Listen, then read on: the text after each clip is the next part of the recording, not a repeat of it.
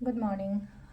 Ngasigi yumjakaisha numiko yumjakaisha gi card ke message yengase ko yumjakaisha hanbada yumjakaisha gi keno harasne ko number harasne ko number se 104 lere ko kaladana asang bagumba kai gumba do minus na bibe ai chak thong badana khoina ha pe aba se green color gi chaba ya ba pot haina haragati tulsi mana gumba kai gumba do mai taraga cheng subada happy be ai ko adu malere ado hambada ko card message yengase timing of aba so pe yengase ngasi gi na timing of aba ke like haibatu adudumasu yengminaraseko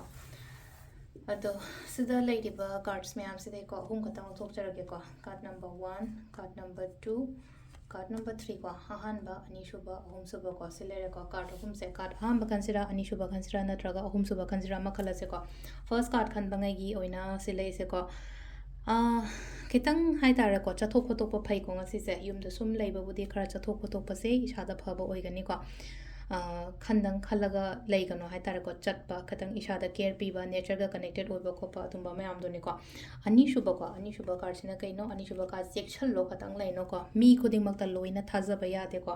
mi sing se attack tobo da ta engonda maning dagi kai dagi to mine attack tor kani to na yaringe haidi pochai section ba paisa nung sha pithok taba khotaba sugumba mayam sini ko sina akogi ani shuba card ki ore ko ahum suba card sina kaino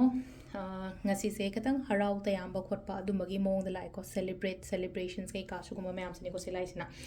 ado sita hadi thabak taw matam da akoi da daw yaragadi mai pa agadi akoi to pangthoi dana celebrate tawi dana ko adumba mayam doni ko silai se ado card sing je sida leire ado yumja kaisa se aina sum haijena ko pambi gumba thaba khotpa ama thage khotke kaina khallagadi yumja kaisa no mese plan tawo ising gumba chaiba khotpa dana angang da kaida do mai taroga ising gumba chaibi ba ko angang da ising chahan ba kholan ba sugum mayam se leina ko hadi ising chai mata na pambi se grow tor ko matam da angang khidi chawkhala ibini na hadi magi education to oiro magi life ke te te oiro ko amuke hena grow and growth leina bai da makta ni ko hadi wakhalon do maina busy so oire na angang do hadi phone sana do shor pudi ising chai han ba do na hadi ma do occupy tor ai do ising chai do ni ngasi do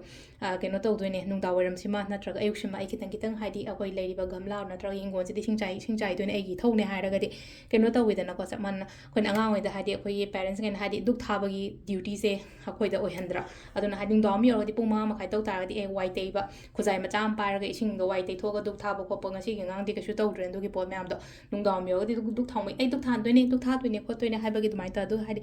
aduna hadi nga thai gi adu duk thani lai lai shu to bo ko pa adum ba myam do hadi habit ama kari ma chu create to wai wani da yamna kaino lighting gi ga ye do da gi wasuna ta bi da ko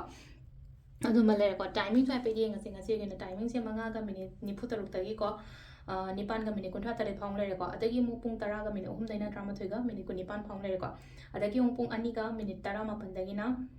pung manga ga minute tara phang le adagi mu pung taruk ga minute nifu manga dagi na pung drama thoi ga minute kun nipan phang le ko aduga amana nongalam dagi na ani ga minute kuntra tare dagi na nongalam dagi mari ga minute tara ma thoi phang le ko sejana ko gi ngasi gi na faba timing adu sida le ko gi daily card message me thank you